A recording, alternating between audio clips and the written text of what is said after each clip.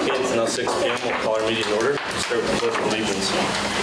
I pledge allegiance to the flag of the United States of America and to the republic for which it stands, one nation, under God, indivisible, with liberty and justice for all. We have roll call, please, Maureen. Mrs. Rail? Here. Mrs. Medina? Here. Mr. Krings? Here. Mrs. Het? Here. Mr. Bembo? Here. Mrs. Lee? Here. Mr. Davis? Here. Green. First item, student representatives report, and we have a super senior to give it to. In Desi's absence, I'll do my best to sit in. Link Crew helped to create a welcoming environment for the 2 new classes at LHS this year and continues to meet as the school year goes on.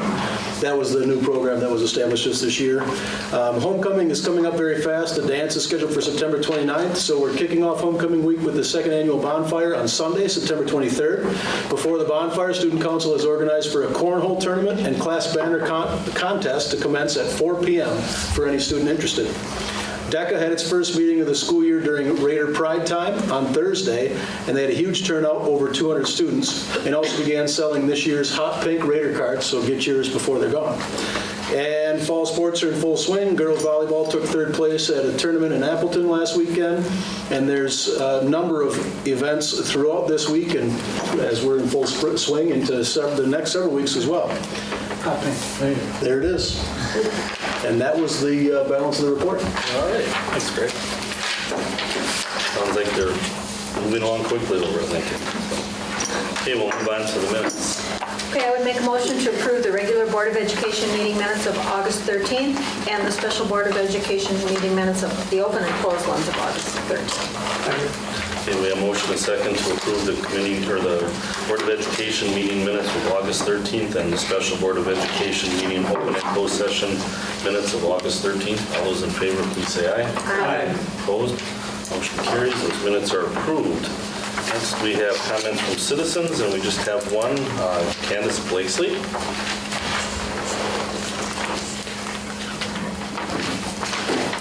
Hello, everyone.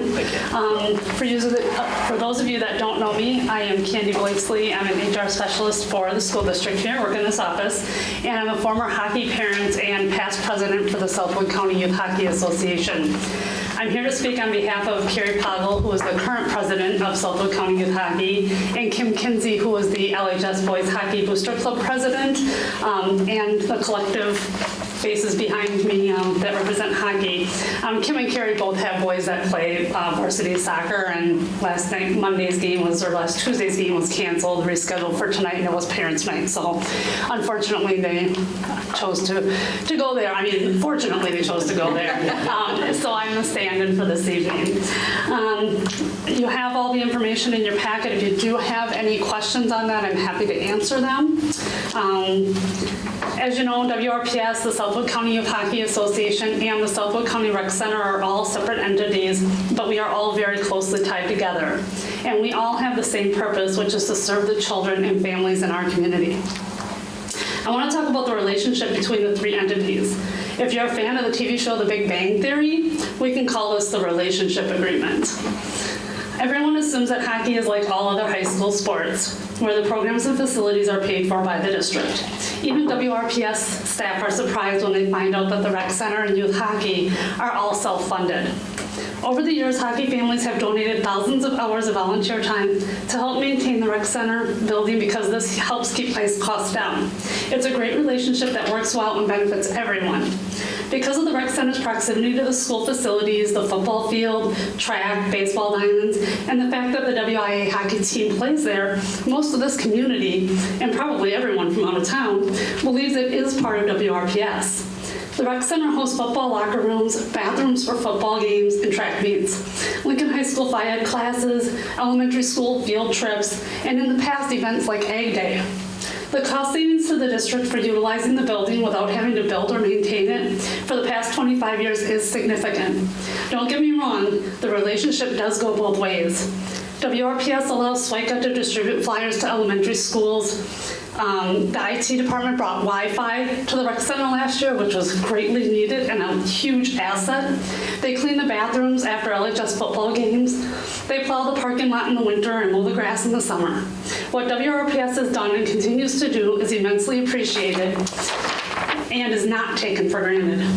Aristotle said, "The whole is greater than the sum of its parts." This is the epitome of our relationship agreement. Also unique to our situation is the fact that there are families that open enroll their children from Nakusa and Port Edwards so they can play hockey for Lincoln High School. In the 2017-18 school year, there were at least 6 students open enrolled due to their hockey affiliation. At least 3 of them played on the high school hockey team. Not to mention the River Kings that come to town from out of state, out of town, and also attend Lincoln High School. This does generate revenue for the district. Hockey families are required to volunteer 30 hours per year, with many players helping put in those hours, and they fundraise on top of that. They don't fundraise to pay for luxuries like bus upgrades or pizza after the games. They fundraise to pay for their coaches' salaries, ice time, busing, uniforms, referees, you name it. They also staff their own games, ticket sales, supervisory staff, scorekeeper, time clock, and announcer. The players and their families are proud to have a fantastic school and district to play for and a beautiful building to play in. They are proud to have the WR on their jerseys. They are proud that they have the best fans. Hockey families have a lot of grit and are very hardworking, but this year they come up short, and for the first time they are asking for help. When looking at the WIA hockey budget, coaches' salaries make the most sense as coaches are hired and managed by the district, and their wages are set by the district. They are not asking for the entire LHS hockey budget to be covered, just coaching salaries. They are not even asking for it to be a permanent arrangement, though that would be ideal, but something that could be revised annually with the contract. Learn to Play hockey numbers are on the rise, and SWICA will continue to work to build the numbers. They'll continue to fundraise, they'll continue to maintain the rec center for everyone to use. They will be good stewards of our relationship agreement, and regardless of what this board decides, they will continue to be proud to be LHS Red Raiders. Thank you. Okay, we'll move on to committee reports. We'll start with Business Service Committee. Katie's going to give the report tonight. Yes, I will. So the Business Services Committee met on September 4th, and we didn't have any public comment. We have 2 consent agenda items. The first one is the Policy 760 rule for the Food Services Management Guidelines, and that was for the first reading. And then the 660301 interdistrict agreements with the virtual program. Does anyone want either of those held out? No? Okay, so the first one, 760 rule, there was just some editing because of the new software that's been being used. The food service department had to make a transition in order to use the new Skyward software. It doesn't limit the student accounts to exceed the account balance by a set number of meals. So with the policy, we have to change the policy language to change the negative balance in the student account in the new software. It's not that they're going to be changing necessarily like how often a student can charge or anything like that, but it's going to be, rather than being said how many meals they can charge, it's going to have like a dollar amount to it. Is that right? Am I saying that correct, Dan? Okay.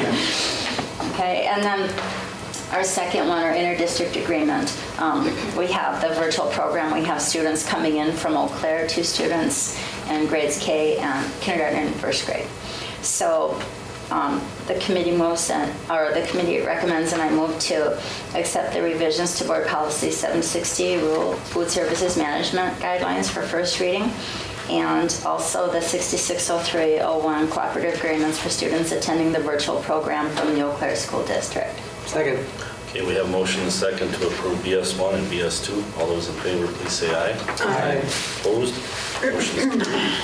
Okay, and then we had an update on some purchases. We got he has Chromebooks for Lincoln High School, and with that, I move to accept the balance of the meeting minutes for September 4th, 2018. Second. Okay, we have motion and second to approve the meeting minutes of the Business Service Committee of September 4th, 2018. All those in favor, please say aye. Aye. Opposed? Motion carries. Minutes are approved. Thank you, Katie. Next, we have personnel. Sandy. Before we begin, if you look on PS2 on the second page, you see the name Deborah Simon. She has decided that this position isn't for her, so we will not be voting on her. So if you want to remove that name, cross it out or something. Okay, Personnel Services met last Tuesday, right? September 4th. And from that meeting, we have 5 consent agenda items, and they are as follows. Number 1, the committee recommends I move to approve the 4 professional staff appointments. 2, the committee recommends I move to approve the 12 support staff appointments. 3, the committee recommends I move to approve the 5 support staff resignations. 4, we had discussion on the hockey coaching situations. We had the history of LHS hockey, and we answered questions. Mr. Craig Bourne, our superintendent, shared rationale as to why the district may wish to consider beginning to pay for the Lincoln High School hockey coaching positions. There was concern voiced about increasing district expenditures for co-curricular activities when the money could potentially be used to support classroom staffing. So number 4, the committee recommends and I move to deny the request to have district begin paying for Lincoln High School coaching positions. And 5, this was the employee handbook revision. This is nothing but, there's no cost to this, it's just putting them from one classification to another. The committee recommends and I move to approve the proposed holiday pay language changes to the food service employee handbook and to move the cashier employee group from the office clerical and aid support employee handbook to the first food service employee handbook effective July 1st, 2018. Does anybody want anything held out? PS4. Okay. PS4 will be held out, the hockey coaching positions. I'll second that motion. Okay, so we have a motion and second to approve PS 1, 2, 3, and 5. All those in favor, please say aye. Aye. Opposed? Those motions carry. Okay, so who wants to begin the discussion about the hockey coaching thing? We had quite a bit of background material. It's very interesting to look at the history of that. Larry, you may have been around when that was done, but the rest of us were not. So what kind of recollections do you have of that time? It was a time when we were having, as I recall, decreasing enrollment, and we were trying to pinch pennies everywhere. And someone came, the hockey people came and said, "Let's have hockey," and we said, "We will if you pay for it." And so that it went down that way, and then it's continued that way, and it hasn't changed. I guess that's basically what happened. I guess I can remember too, because when I got on the board, because I've been on 18 years, and I didn't realize that we had WIAA hockey, but I remember after reading all of this, the discussion that took place when I got onto the board. And it was just amongst board when they were explaining to me why the hockey team, how they were paying their own, the district wasn't paying it, because of what Larry said. So I went through and read a lot of the information, which was really good. It was kind of good to bring you up to speed, and it's like, it seems like it should, we should be able to do that. I guess the reason I made a motion to deny it was ever since I've been on the board, and we've been, we haven't been able to, support our district like I would like us to, and been cutting, cut keyboarding like 2 years after I got on the board. Then we had to bring it back because the kids have to take tests on the computers, so we had to bring that back. We cut band lessons, we cut chorus lessons, so we've been cutting into all of our, those parts. Now technology, our referendum money is almost gone, so we're looking at, where that's going to come from. Staffing that night we had at our personnel committee meeting, Woodside needs aides because the class sizes are so big. So I guess that's why I have made the motion to deny it, and think to have the discussion here is a good thing. I think it's good to have it in front of the whole board. Looking through some of these minutes, 11/8/93, after the first 3 years, the school district would assume responsibility for the expenses. When questioned about whether additional requests would come in 5 years, the board was told the hockey group would maintain the youth program with exception of the high school varsity team, which is what we're talking about. The board expressed concerns about becoming responsible for the high school team expenses in 3 years and would need to evaluate the value or the benefits of the program. So it's like, well, there was some foresight there to understand what was coming, but I keep going back to equity. I mean, this is the only program that we don't pay the coaches. I don't think we have any other programs in the district, and that includes clubs, that includes all of our sporting teams. It seems to me that if we're paying, we should be equitable about it. I mean, I appreciate the fact that the Hockey Association has picked up that tab over the years, but we have to kind of question what we view as the value of extracurriculars in our education program. It's not just about what goes on in the classroom. I think we all see value in the sporting teams and the clubs that we have, and it makes a more well-rounded youth. I think, we've been, I think, helpful to the hockey. We, the past 2 seasons, they've been able to sell beer. We're during the River King games, and last year they got $8,500. Well, it's $8,500. Beer.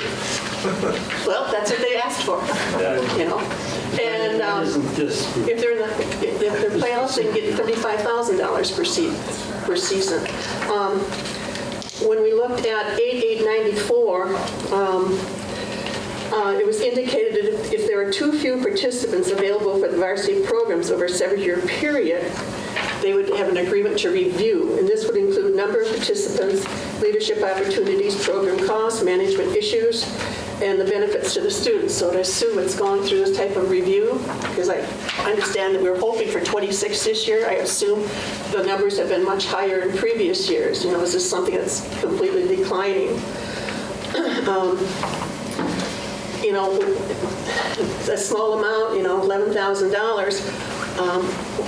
We also, in May, we already, signed this new contract for the 2018-19 school year. It was never brought up then.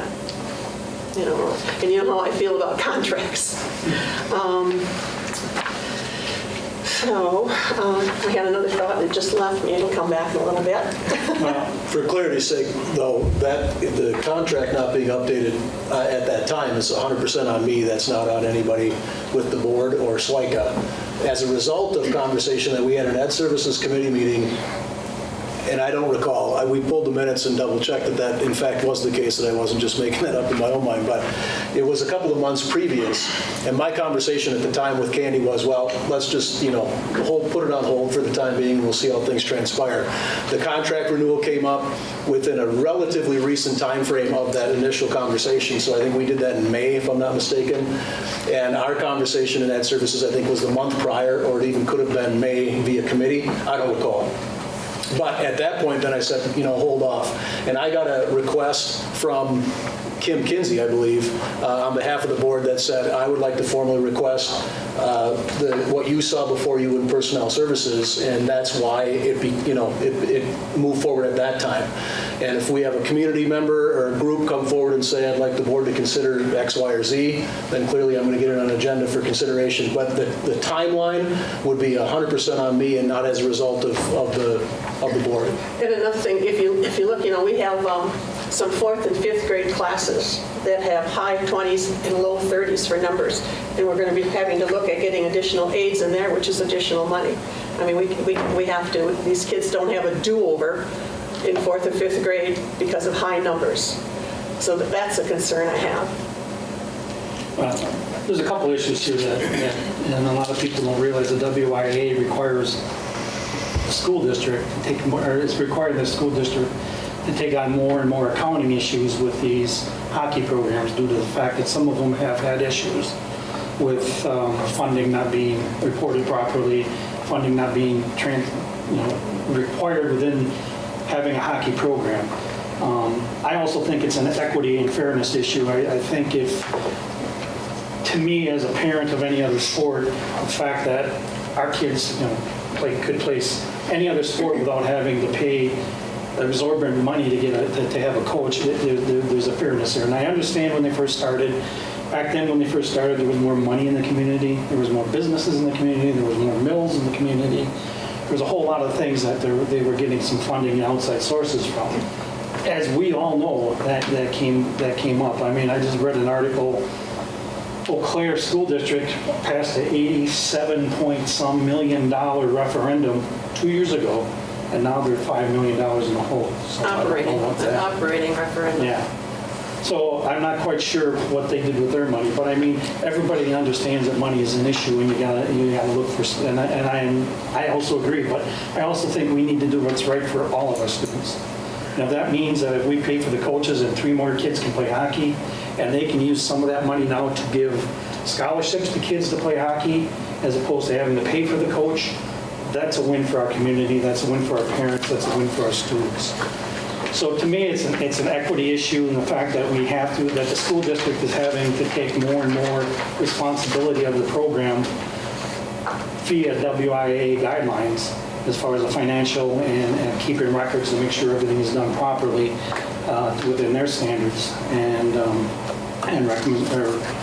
recommendations and requirements. I really think we need to. And they're not asking us to pay for ice time, they're not asking us to pay for all of that. But I do think we have the responsibility to our students and to our parents who pay the same taxes that everybody else does. And some of their kids may be in those classes that have 30 and 40 students, but as a fairness thing, we need to I feel we need to pick up the coaching. Well, I also think, it says a few years ago, they asked Parks and Recs to provide some of their room tax allocation to provide free open skating to the public. I think it's time they go back to them, too, also. They're bringing in a lot of people, they do the Raptors, River Kings, families, soccer tournaments and things. It says it must have been a couple years ago that they went there, I think, I don't think Parks and Rec have the ability to dictate what we do with the room. I'm on the Parks and Rec board, but we were supposed to get money. The school district was supposed to get money at one time from that too. I think that's a city council decision, a municipal ordinance, but I could be mistaken. I think they should be entitled to some of that money for. I could clarify really quickly. I'm the vice president of Southwood County and also on the rec center board. The money for the River Kings and the alcohol, that was the Southwood County Rec Center asking for that request. None of those funds go to the high school team. That's for the rec center facility itself. And then the second portion on the open skating, that's also for the rec center. Nothing to do with the high school team or SWICA. And there's the 3 entities. There's 3 entities. Those 2 subjects are excluded from Southwood County Youth Hockey Association. Thanks. I've heard people ask about having an activity fee. And that's one thing that I've been kind of proud of, that we haven't had to go down that path. That, our programs are open to all students, and no matter where you're at in the economic ladder, you have the ability to get involved. And maybe that's the difference between a child that won't be successful and one that will be, is just that they get involved with a team, whether that's through a club or a sport or whatever it is, because,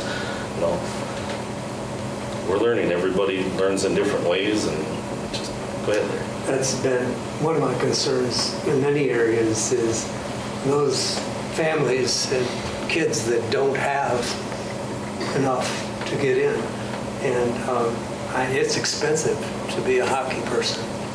And I want any student who has an interest to be able to do it without having to beg or without having to feel ashamed. That's part of it. And what Sandy and Mary said is true. We are cutting again and again and again. And I wish somehow the community would sit up and realize that you can't keep cutting education, public education, without weakening it. Sooner or later, we're going to have to find out why this is continuing. But it comes down to equity. If it's true for the rest, it should be true for hockey as well. I am extremely torn on this because when I think about the situation, if I were a parent of a high school hockey player and the parent of a child in a fifth grade classroom with 31 students, and I would be asked, where should the money go? That's a really tough call because the sports can be such an important part of a student's life. I mean, they really, not everybody is, got that great dedication and drive with the sports, but some of them really do, and they live for that. But when you look at these crowded classrooms and you think, wow, I mean, I remember my daughter's fifth grade classroom, and it was a zoo. They ended up splitting it up because there were so many students in there, and it was so challenging. And so this is really a tough question because my kids were super involved in sports and my kids were in large classrooms. And if somebody had said, well, choose, do your sons get to wrestle or does your daughter get a decent chance at an education, a better chance at education? I mean, it's hard. That's really a tough choice. And at that time, because I had a daughter in fourth grade at the same school, and they had a big class too. They had 32. And I remember at that time we were able to afford interns from UWSP, but we only got one intern.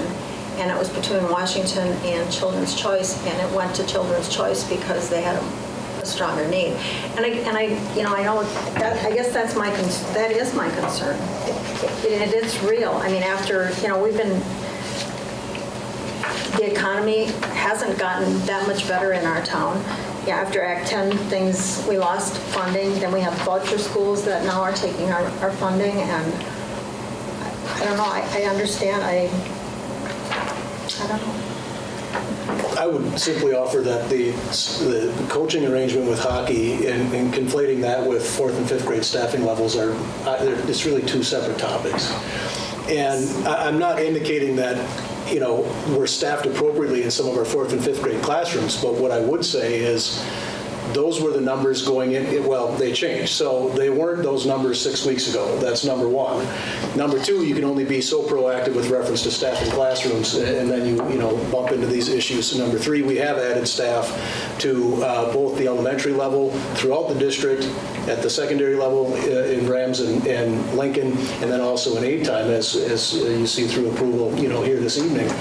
Those are not, some of them are good solutions, some of them are short-term solutions as we, navigate this, the classroom staffing issues at a couple of our elementaries in particular. What I would say, however, is that we weren't paying for the hockey coaching contract as we're sitting here tonight, and the $15,000 or $11,000, $12,000 that is freed up by not putting it into, quote unquote, not putting it into a classroom isn't necessarily going to translate into us hiring a teacher tomorrow. That has to do with pool of candidates, that has to do with hiring timeframes, that has to do with classroom organization. So there's a number of factors with reference to staffing those classrooms in an adequate capacity. And I would also advocate that it's probably not one FTE we're looking at, it's probably more like 3. And as I've indicated, if you're talking equity with reference to those classrooms throughout the district. So if you're talking about staffing scenarios, that's a symptom of circumstance that brought us here today, that we're looking at rectifying and remedying long-term in a reasonable capacity and not in a completely reactive capacity. But I'm not going to sit and debate that 31 and 30 kids in a fourth and fifth grade classroom is fine. It's not. It's absolutely not. It is what it is. However, I would argue that if we were paying the coaching contract for hockey and had gone through a reduction process in other areas to boost our, FTE commitment in the term of teachers to classroom size, we might be having a different conversation. And I know that, a couple of years from now, we could say, see, we should have never taken on that, the varsity hockey coaching, because now we find ourselves in a circumstance, and I would assert that at the time, we can make modifications and adjustments to programs district-wide when we get to that point budgetarily. In the short term, that's not the case for this year and hopefully not moving into next. But there's not a soul sitting in this room that can tell you what the budget for next year is, because that's going to be in process as we go through this year. The new biennial budget's being developed. So I do know that we'd be able to float those dollars for this year. I would be confident about next. And then aside from that, just like every other program that we operate in every other circumstance, it's going to be kind of a crapshoot and a gamble with reference to where we're going to go. If we are looking at making district-wide cuts, one of the first areas we're going to go to are areas that have no impact on academics in our educational environment. And I would argue this would probably be one of the first things on the docket. A couple years from now, we find ourselves in a massive budget circumstance, and I don't see any reason why that wouldn't be. We may be talking about athletics in a general sense. We may be talking about other co-curricular and extracurricular programming or other district programs that may not be, teachers in classrooms or staff in classrooms sort of nature. So I don't disagree, but it's not as though doing this means we have to understaff classrooms. And I just want to ensure that that's not the message that the community hears, because I don't believe that that's 100% accurate.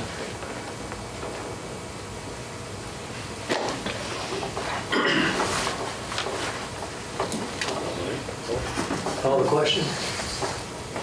Let's call it a question. I think that, For posterity's sake, the question that you should act on would be the rejection.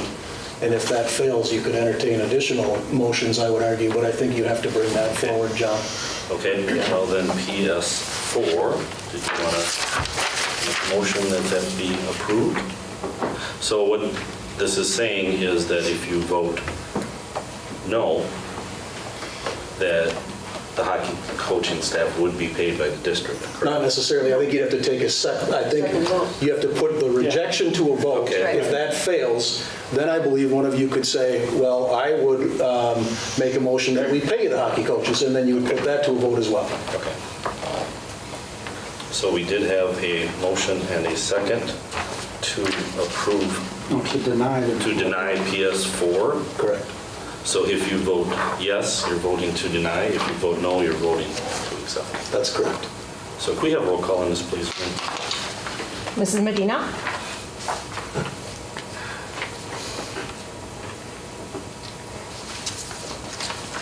No.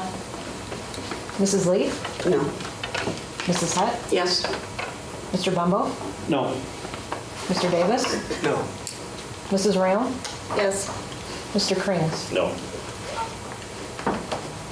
Okay, so that motion then fails. So then I will introduce a new motion that this Wisconsin or WRPS to begin paying the LHS coaching positions starting with this year of 2018-19, correct? Yeah, 2018-19. Yep. Second. Okay, we have a motion and a second that the district start paying the coaches for the high school hockey team, beginning with this year. All those in favor, please say aye. Aye. Opposed? No. Okay, the motion. I don't The motion passes and we'll start paying the coaches now. So thank you everyone for your input. It was very enlightening for me. I didn't know a lot about that, and looking at the history of it, it was interesting how we got to this point. And I will say thank you for paying for that all those years that the district, it was noted back then at some point somebody was going to have to deal with it. Just happened to be us. So thank you. With that, I move that the minutes be approved as printed. I'll second that. Okay, we have a motion and a second that the meeting minutes of the Personnel Service Committee of September 4th, 2018 be approved. All those in favor, please say aye. Aye. Opposed? Okay, those minutes are approved. Thanks for the report, Sandy. We can move on to the Educational Services. Ann. Thank you, John. Educational Services Committee met also on September 4th, and we had no public comment. There were also no actionable items, but we did have a couple of co-curricular updates. The first one on co-curricular clubs and activities, and our attachment A was an updated list of that reflected the changes made by the buildings after our mailing went out. Sandra had asked that ice fishing also be added for Lincoln High I School. think that was John. It's fine. Well, all right. It's fine. There's somebody Well, at let's that say table. John Crins asked Sandy? for the ice fishing to be at. Okay.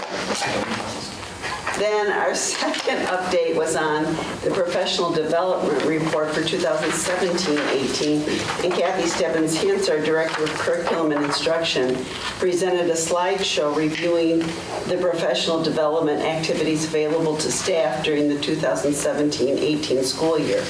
All opportunities were designed to meet the goals of the 2017-18 professional development and strategic plans. And I would like to add that I was very impressed with that slide presentation. I guess being on the CIIA, I knew that all happened, but to see it all together. It was, yeah. Yeah, it was very impressive. So, thank you, Kathy. Then we went on to the Department of Justice School Safety Grant training requirements. And Kathy explained that the training in trauma-sensitive schools is required for all full-time staff because the district received phase 1 of the school safety grant. Administration decided all staff will receive a minimum of 3 hours of training in trauma-sensitive schools during the 2018 school year. Craig Boren, our superintendent, shared that the application for phase 2 of the school safety grant has been submitted. If the district receives phase 2 of the DOJ's school safety grant, additional training will be required, including Wisconsin DOJ threat assessment team training for the district's school safety intervention team, or SSIT, as well as sending 10% of our full-time teachers and counselors to a DOJ-approved 12-hour adolescent mental health training program. The district is currently working with the Office of School Safety to make WRPS a training site for both of these requirements. Ms. Stebbins-Hintz invited committee members to attend one of the 3-hour trauma-sensitive school trainings, as well as join us for any or all of our professional day on October 1st, which is devoted to behavior and mental health. And so with that, the committee recommends, and I move the adoption of the WRPS Educational Services Committee minutes. Okay, we have a motion and a second to approve the meeting minutes of the Educational Service Committee of September 4th, 2018. All those in favor, please say aye. Aye. Opposed? Motion carries. Those minutes are approved. Thank you, Ann. Moving on, agenda referrals, information request. Anybody have anything this month? I do have a thought that at least I feel that we should get together as a workshop. And because I've seen now several legislative things through WASB coming through, and I know there's one that we usually always go to on a Saturday, the legislative update when it's in conjunction with the conference for the assembly.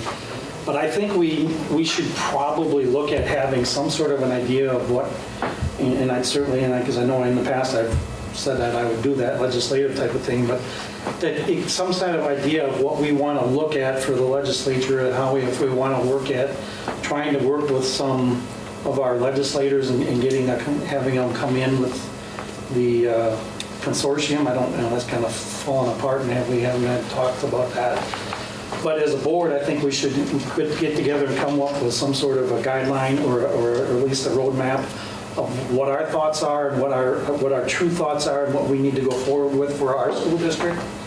So that when I go to the conference in Milwaukee and we do have some of the stuff, I know this in part of my report, the deadline is September 15th for anything you want to get into the conference. But For resolution. But I think for us, for resolutions, but I don't even think we have any resolutions specifically, but I think we need to be on the same page and have an idea of what we want to go to our legislators and ask for as we go forward. Kind of like the development of our own legislative agenda. Right. For WRPS. For WRPS. I know in the past when we did have the consortium meetings, that was kind of the thought behind it is, we were more likely to get a legislator to come in if we had more people here. So when we combined our districts, it seemed like we had a more powerful voice, and whether it was heard or not, I don't know. I guess we'll know after November who will be in Madison. That's, I think, why we waited until January or February in the past till they were actually sworn into office. I'd like to have us have our own agenda for us, for WRPS, so that we have an idea of what we want to advocate. So when we get these things from Dan Ross Miller at WASB, we have an idea of whether, we should be sending a letter, and then I could just get the information we need to the board members, and then we can send the letters and do the things that we need to do to advocate for our district and our thoughts and our students. I think it's a hopeful thought that something will change when it didn't in the past. We met with them, we grilled them, at least I tried to, and talked about what's happening and why we don't want it to continue, and it continues. I guess perhaps the thought came to mind is maybe there are areas like reduction of things that we have to do all the time. Paperwork, talk that part. Yeah, if we can find something. But that's just my thought, is that we get something on the roadmap so that when we do that, and because it's not our legislators we need to lobby, it's the ones that have the power, the chairs and the leaders of those areas. Those are the ones we need to send the information to. I don't think we'll have a problem anymore because we have the educational governor, so. Right? Very helpful. But if we could put that in thought and put out some days for a board workshop. Would that be something you think we could piggyback in another meeting, or need a separate meeting date? I would want like a separate meeting. I mean, spend about an hour, maybe, no more than 2 hours, but just get something put together so that we can discuss it and write it down. After November. Perhaps, if we have our consortium, maybe Marcia will join us. The new leadership there. Yeah, that could be. Probably know who to call. He's not taking my call. You were mentoring. I'm kidding. I'm teasing. We just spoke this afternoon. in fact. What we'll do in the interim is we'll reach out to other districts in the area and other boards and at least start posing the question about if there's interest there. And I do think, too, it makes sense that between now and November, we can provide you with like WASB's legislative platform. I think it might be beneficial for you to see SAA, the School Administrators Alliance platform, with reference to, these are the topics that were bubbling last legislative session, so we're thinking about them again this year. Pros and cons. I mean, things we'd be for or against as a board. I think that's a good idea to have something in mind when we sit down. Yeah, as a basis for I would discussion. be bringing that, like I said, the WASB site has the recap of the 17-18 legislative, because I was just looking at it online, and that's kind of what it brought it to mind, is that. But we need to advocate, because they all talk about advocacy, but we need to advocate for WRPS. And how we do it. Yeah. Yep. And that was one of the things I think that came out of the last meeting was the next time we meet, we can take the negative to them, but we should also show some positive. Right. Because we're still succeeding, even though all these things have been going on in Madison and Washington, and our students are still succeeding, so we can't just give a negative, viewpoint that we have to show some positive as well. And maybe that gets a little bit better reception. Absolutely. Does it make sense that at least maybe for the next couple of months, we have a brief discussion portion in Ed Services, since that's all 7 of you represented? Legislative agenda development or something like that. Sure. And then we can share info and just, even if it's a 5-minute touch and then we move on, or 10 or 15. Does that make sense? Sounds good. And then from there, around November, maybe we'll schedule a special meeting with reference to a specific workshop. Sure. Okay. Sounds good. Excellent. Thank you. Anything else? Okay, we'll move on to the legislative agenda, which I'm guessing you're just waiting to share. Well, there's a couple things. As far as the deadline for submitting resolutions to the WASB convention is September 15th. I don't think there's anything pressing that I was going to bring forward. I find this information both vague and interesting. The governor is seeking to expand youth apprenticeships. And I didn't print out the full thing, but it's the oldest such program in the nation. It was established in 1991 and is designed for high school students who want hands-on learning in an occupational area and a work site along with classroom instruction. He wants to open it up to 7th and 8th graders, which I don't understand how you can even do that. Because a lot of these apprentice programs, you have to be able to drive, and you have to also be able to, a lot of times you have to be 18, just to work in their facilities for insurance purposes.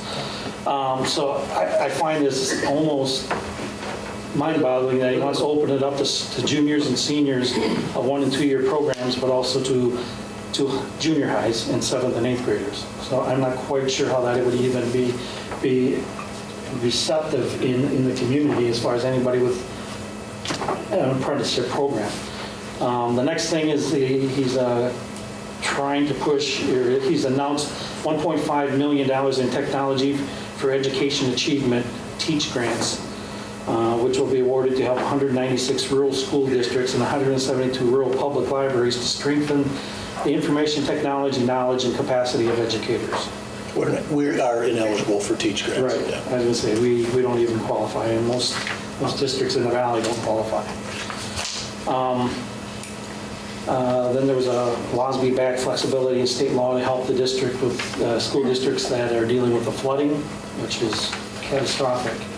Just drove down to Madison, and 2 exits are still, they're pumping them out, and you can't even drive by anywhere close to the Baraboo River without finding water. And even around Madison, there's still some sandbags in areas, but I can't even imagine that, the damage to some of those schools from the flooding. And then he's gets into a little more detail if you want to read the youth print. It's very vague, and it's very confusing to even that you'd be opening that up to junior high kids. But that is about it right now, as far as there was anything specific more news for the legislature. I just think that flies in the face of the whole idea between the comprehensive high school where, we did trimester where we had opportunities for kids to take more electives. And it's a time to explore, if you've been on the science math track, can you take an art class and find that you like it or something like that, and we're taking these kids who are just pushing them down this narrow track. And it just doesn't, it should be a time of exploration and try subjects that you haven't tried before, because when you get out of high school, then your track really narrows. So I just, starting 7th, 8th grade, it's wild. I had to read it 2 times before, and it still didn't make sense as far as what he's trying to propose. I know I've had some discussions with my employer. We've had the heavy metal bus tour that has went out in the industry. And I think that was well received, but one of the concerns they had was the age of the kids, because you come into a manufacturing facility and you're not thinking about working, you're thinking about what you're going to do, but you're not really thinking about that job. So you go into this big plant with this big machinery, and I applaud them for the effort, because I think it's good to expose the youth to what's available around here, but I'm not sure that they're really getting it as a 7th or 8th grader, much like this apprenticeship. To go into the workforce, let them learn, let them have some fun. I mean, you have the rest of your life to work. To say, well, here's your job, you're going to make shoes. Well, we're not a third world country, so. Yeah, if you're 13 years old, then it's like babysitting. Yeah. You're not, how much are they really going to help and learn? Yeah, It's a confusing proposal. All right. Move on to the bills then. Okay, I would make a motion that the receipts be noted and the bills be paid as printed. Second. We have motion and second that the receipts be noted and bills paid as printed. We have roll call, please, Marie. Mr. Bumbo? Yes. Mrs. Lee? Yes. Mrs. Rayo? Yes. Mr. Davis? Yep. Mr. Krings? Yes. Mrs. Medina? Yes. Mrs. Heck? Yes. Thank you, Marie. We'll move on to new business. The first item, possible action on employee appointments, resignations, and retirement requests. There are no new ones. Thankfully. B, possible action on a resolution authorizing temporary borrowing in an amount not to exceed $5 million, issuance of tax and revenue anticipation promissory notes, and participation in the PMA levy and anticipatory notes program.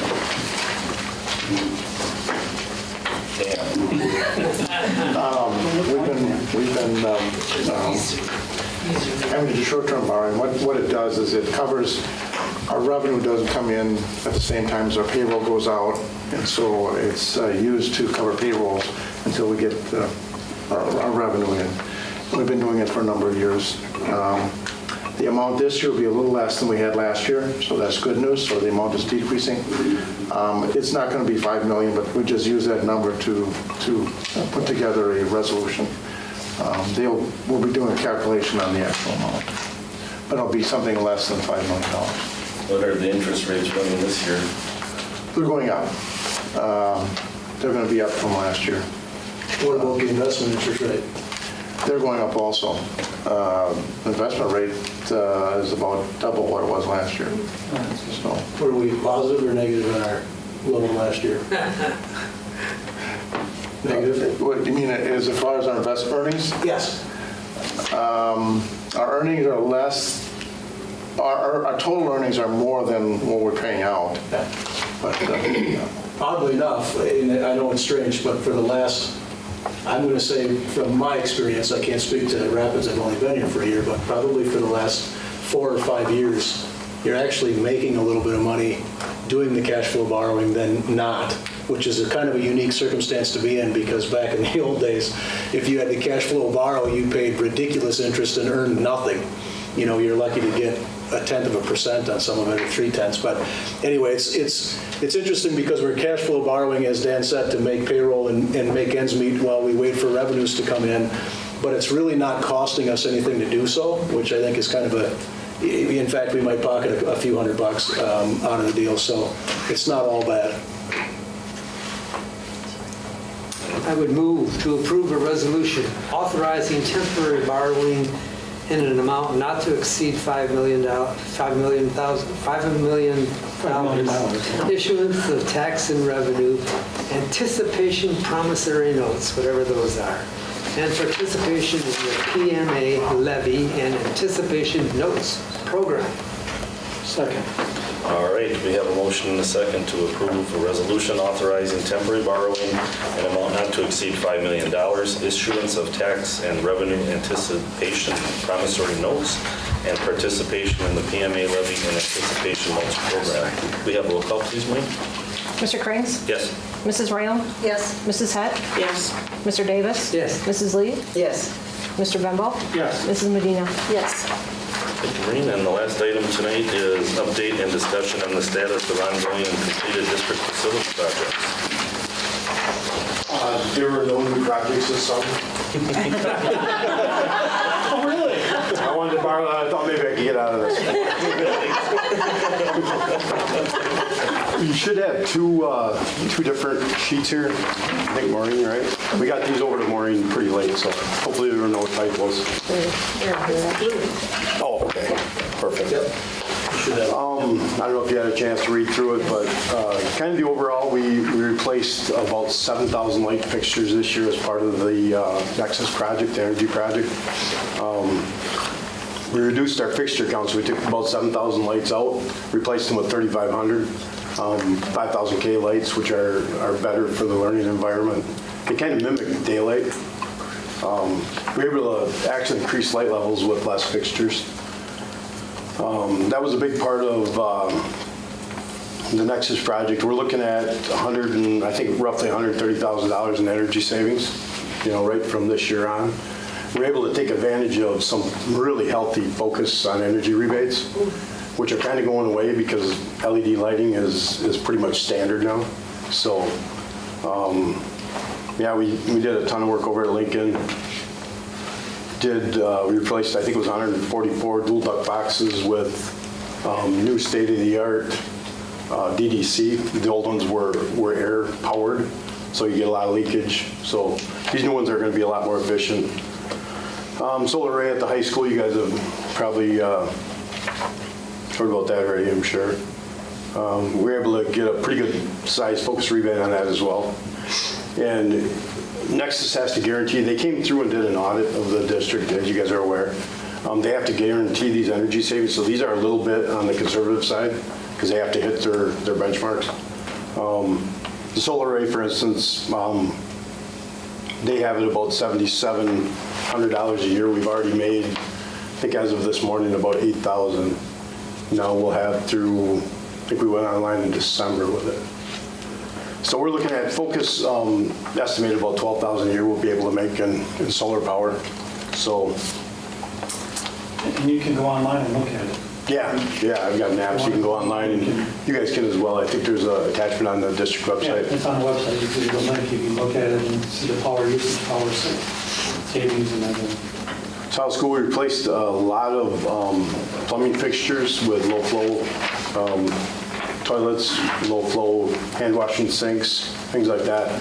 We're a top 10 water user in the city, which is not a good list to be on. And at the end of this year, the rates are going up between 7 and 13%. So, When you talk low flow, is that the toilets that? well, the low-flow toilets, we pretty much had all low-flow flushometers on them now. There were a few out there that weren't. The majority of our water savings will be low-flow hand washing stations, sinks, classroom sinks. We have a liquid pool cover over our pool, so we're not going to get as much. We were getting about an inch of evaporation a day, and that's both water and pool chemicals. So, And how much is leaking out, man? oh yeah, we don't know. We can't even quantify that. Yeah. But Water and Light approved us to put a meter on the incoming water, and then a meter on the amount that we flush through, like our cooling tower and so basically we're not going to pay sewer on our pool water and our cooling tower water anymore. So that'll save us probably $5,000 a year or so too. So explain that pool covering. I don't understand. It's a liquid, it's a vegetable-based product that goes on top of the pool, and if the pool is static, the oil sits on there, kind of similar to, well, you guys probably... Vinyl cover. Yeah. Well, it's not a mechanical cover, it's a liquid cover that gets pumped in, and it keeps the water from evaporating. So it's just a thin layer of oil, and you really can't feel it, you can't see it. They've put them in quite a few pools with good success. The only time, we couldn't do it with our old pool, I checked into that, because the water was never static, it was always churning. So if you break the surface tension on the water, then you lose the insulating factor. How do you get rid of it without having trapped around in chemicals and stuff? It's a food grade, yeah, and it just sits there. We've used so far since our pool's been up, less than a gallon of it. So it gets reclaimed, it goes through our filters, comes back out on this pool surface, just floats to the top. And okay. yeah, nobody really can see it. Yeah, Okay. We had a cover for the pool, I want to say about 15, maybe 20 years ago. It was such a pain to get it on and off the pool, and then you always have to worry about a kid sneaking in there and falling and getting trapped under the cover, so this is a good option. I was kind of skeptical at first because it kind of seems like snake oil, but yeah, Nexus was one of the first things that came in, and I checked into a little bit in the past, and they're like, it's time to move on it. So I don't know. They have the energy savings at about $3,000. I think it'll be a lot higher than that with chemicals, because it's heated water. Number one, you got to heat the water up. When you have evaporation, you lose the disinfection and our acids and stuff. So I think it's probably going to be about double that in chemicals and energy. So it's a pretty good savings. And I want to back up because you said just a little bit of rebate on that solar rate. The rebate was $55,685. Yeah, that was more than a little bit. That was a good size rebate. Yes. You're going to be pretty happy with our focus rebates coming back on the lighting. I've been signing some of the agreements last week, so they'll probably be on next month's budget. Bills, invoices, yeah, accounts collected. I don't usually see those, it's accounts payable, but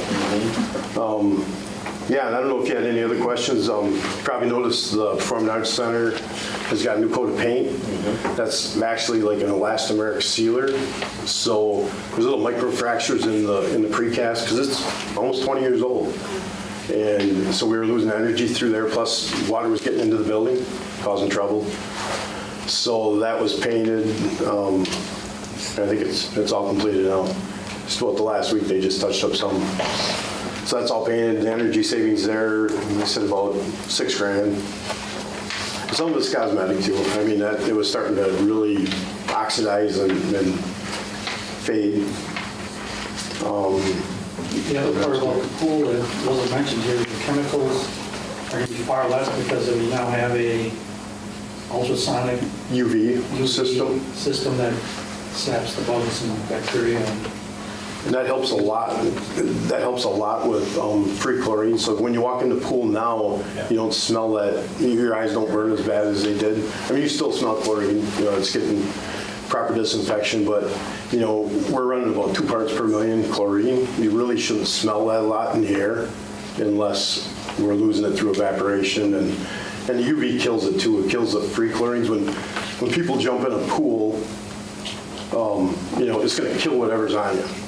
So that chlorine is actually used up, and that's what goes up into the air that you smell, and it burns your eyes. And it's really, you know, some people think if there's a real strong chlorine smell, well, you guys are doing your job, it's disinfecting. It's actually the opposite. That's dead chlorine that you're smelling. So, exterior lighting at Lincoln, we redid the parking lot lighting. We may have to replace some more fixtures.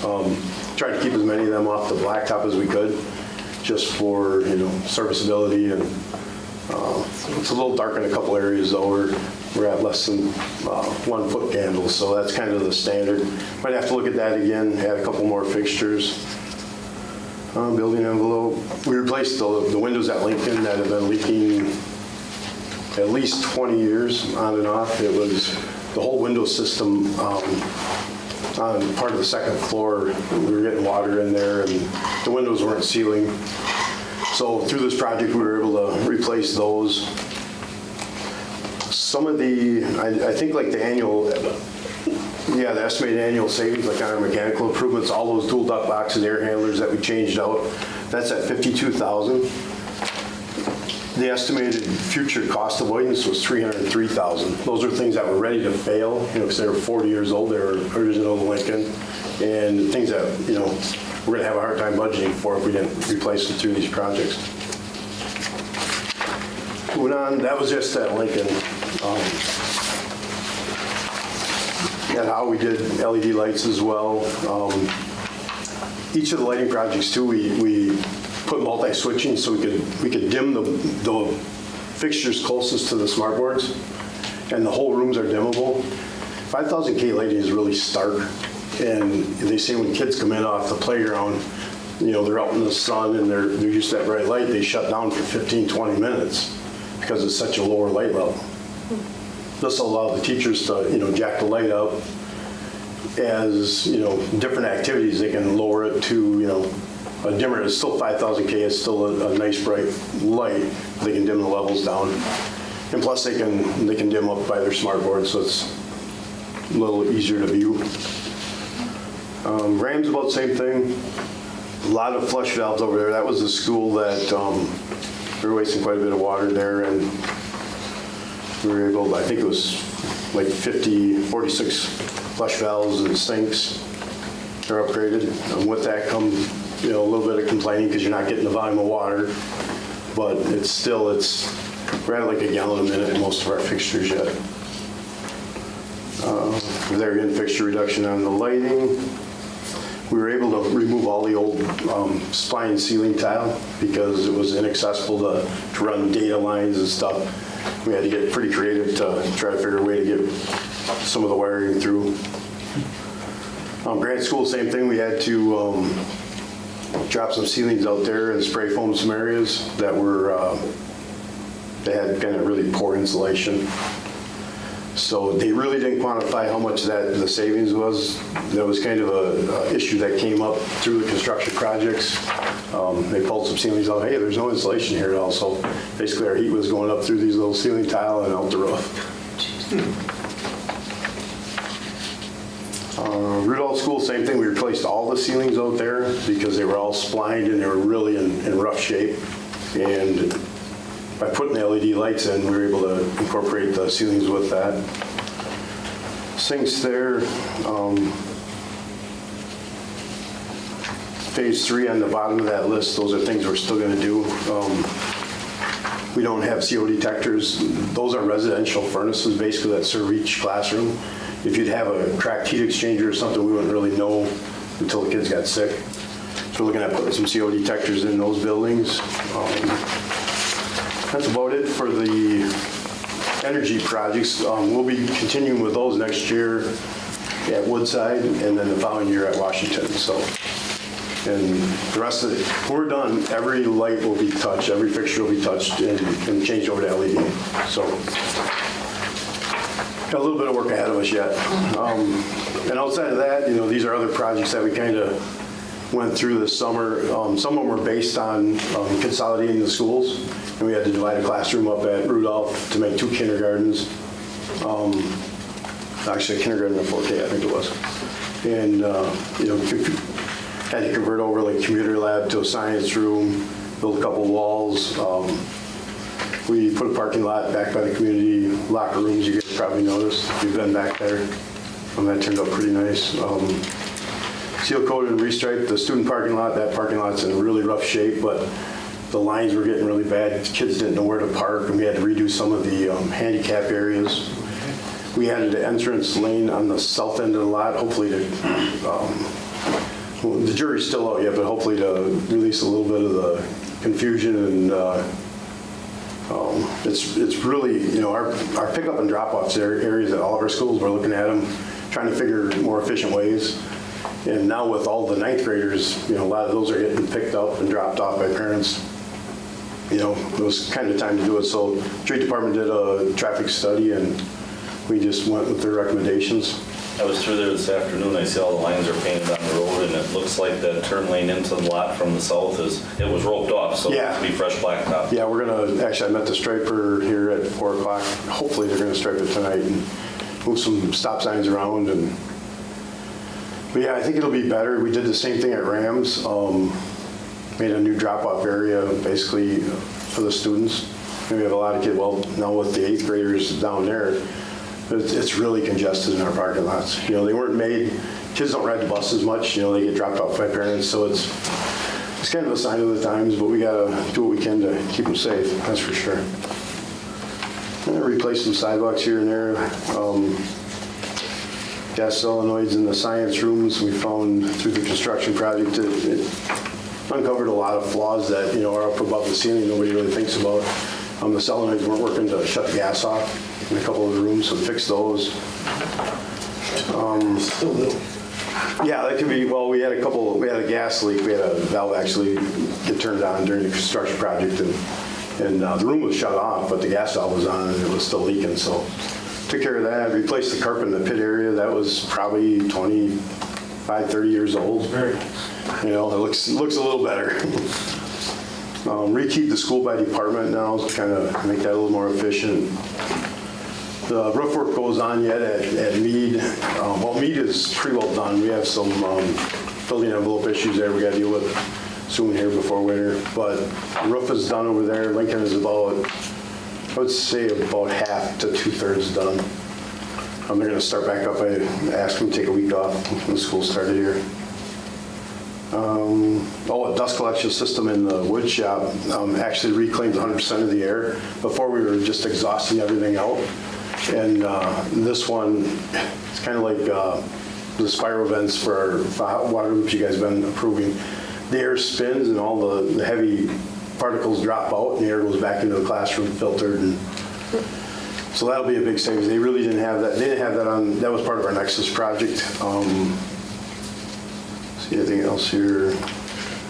And I'm sure I'm missing stuff. It's been a whirlwind summer.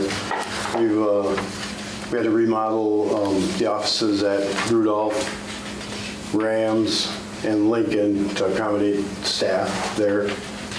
Some of that we contracted out, some of it we kept. Both band rooms had to be somewhat reworked for instrument storage. When you consolidate, you don't think of a lot of these things until midway through the project, and hey, we're going to need room for 40 more tubas, or hopefully not all tubas, but yeah.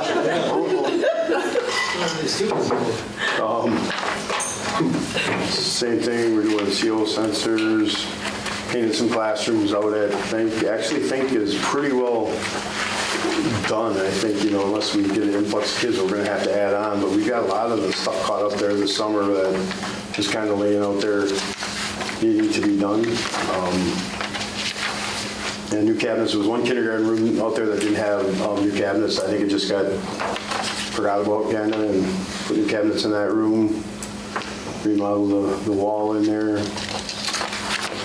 Outside of that, you know, the majority of our summer was spent moving the 2 schools, you know, and Jay Hodgson and under his leadership, and we had the best college help that we've had, you know, since I've been buildings and grounds director. They killed it this year. I mean, we had spots at Lincoln that had to be cleaned 5 times. You know, the kids would go in there, we'd send them in, hey, go dust in there again, because otherwise it gets tracked all over. And yeah, we had great help this year. We were able to actually get the move done with a couple weeks to spare. And I don't know that we lost anything. We may have, but I haven't really heard anything. There's a lot of stuff to be moved. I think we started out with like 200 pallets here at East, and I think we used all of those, and they had to bring more over. And the same thing with Vesper and Rudolph. You know, it takes a while to move all that stuff, but kids helped a lot.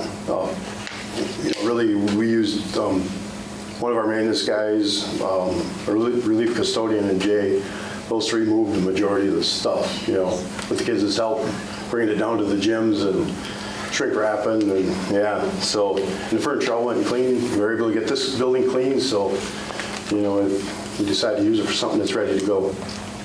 I said it at opening in service, and I'll say it again tonight, our custodial and maintenance crew is top-notch, and that's a direct credit to Ed and, of course, all the people that work in those sectors. But if you put this into scale, Ed is not emphasizing enough what really transpired this summer. I don't think we had a building that wasn't touched by something. No. Yeah. And that all happened in basically 3 months. Some a little bit maybe started in May, and some still trickling in now. But in general, that was 3 months. We closed this facility that housed almost 1,000 students here. Then, of course, Vesper and transition, all of that. It was insane. And people were everywhere, up and down, left and right, throughout the district all summer long. But that was absolutely spearheaded by Ed and his people, and they did an unbelievable job. And no one complained that I could hear. And there were a few. The job got done, and they did it very well. And what Ed's talking about, the frustration level that could be, it was fairly non-existent, because there were times that you'd walk into an area in Lincoln or Rams, and you're like, did they just spend 8 hours cleaning this up? And oh my God, and now it's like, honest to God. So I can't say enough about how this summer went. I wouldn't hope we do that again for a very long time. I hope not. But they handled it very, very well. It was amazing, to say the least. And then September rolls around, and here we are, and we were fine. In June, people asked, started, I was worried. Yeah, it was. But we made it. So I was sweating a lot of sleepless nights. I mean, yeah. It was crazy. I mean, I don't think we've ever, you know. We had roughly $25 million worth of projects, you know, overall with our roofs and everything. I don't think we've ever torn this much apart, even in the referendum years. You know, some schools got a wing, so the original building was left. This year was just everything. You know, it was our staff, and it was a lot of really good contractors. I mean, we had 4 different electricians at Lincoln. You know, no one, the way we bid everything out, we tried to do it so we get the best bang for our buck. Yeah. You know, if you bid everything out, then everybody's got to go hire somebody. So we had 4 different electricians. They had to work together. You know, a lot of things could have went wrong. We started right out with 2 shifts for our mechanical, Tweet Garrett. You know, a lot of these guys are local, so they have kids going to school. They knew the sense of urgency, and you know, you could definitely tell the local contractors from the non-locals, but you know, we were able to kind of corral them all through Nexus leadership. Mike McWater's our project manager. He was downright rude to some of the contractors. I mean, a little more overboard than I would have been, but he got the job done. You know, he just didn't let them sleep. Yeah. That was his job. Yeah, exactly. You know, but it was Really hard. Yeah, and you know, he even made the comment. He's worked in different districts all over. He did Nakusa a couple years ago, and he's like, your staff, you know, after they got done at the end of the night. You know, I told him, I said, it's important that, especially Lincoln, gets clean, because there's people in this building who can't just shut it down for the summer. It's a busy building. So they'd go up, you know, their contractors would clean, and then we had a couple people working later shifts, and then they go in behind them and clean. So if you walked in there mid-summer, it really didn't look torn apart, you know, other than ceilings were out and wires were hanging all over, but it wasn't, you know, running stuff over chunks of concrete, you know, that didn't happen. So Yeah, overall, it was a good project, and I thank you guys for, allowing us to do this. Some of these projects, I mean, we had so much stuff hanging out there. If it wasn't for, this Act 32 project, we probably would have never been able to get it in budget. So please extend our appreciation and thanks to your crews. Well, I'll extend it to them because it was definitely a team effort. Everything looks phenomenal. Haven't been in every building, but when you get around, it's kind of a breath of fresh air when you look at Lincoln and you look at Rams and the elementary buildings. And much needed upgrades, and the silver lining is we'll reap the energy savings for years on these projects. So, probably conservatively $200,000 a year in energy savings. Unfortunately, I can't build that back into my budget, but that has to go to pay for the project. But it's definitely it's been a whirlwind summer and well worth it though. This project, has been sunsetted, though. Nobody can get this money or do this anymore. 1,000-year moratorium unless there's a change in leadership, maybe. So we were able to squeak this in right at the last minute, and thanks to Dan and the budget crunch. And it was. Right now, it's 100 years before they could use this program again, right? 1,000. They 1,000? They moved the comma or something? Yeah, it was. We kind of had the ball rolling on it a while ago, like a couple of years ago, and we brought Honeywell in to talk to you, and Nexus was a good fit for us. It was, they've done a lot of projects. They probably have done over 3/4 of the projects statewide. I think they had, I don't know how many $1 billion in projects. So you're always a little worried, but our project manager actually lives down in Lake Petenwell, so he's got some ties in the area, and he married a gal from here, so. Yeah, got his phone number. I know where he lives, so. when you look at that Lincoln complex, that really is a showcase. Oh, it is. We've got the hockey center, we've got the PAC, and then you go to the high school with the new auditorium and the wrestling room and the gymnastics room. I think that speaks very well for this community. We're not all the way yet. We still have some more, but I mean, I can't even imagine events that we're going to be looking to host now that we have things set up there. It's really set. And it benefits the whole community, not just the school district. Thank you, guys. Appreciate it. Thank you. Thanks, Al. Okay, and then looking ahead on our calendar, it looks like there's a WASB regional meeting in Rothschild on the 25th, a CIA meeting on the 26th, and our next committee meetings are on October 1st. With that, we're adjourned. Thank you, everyone.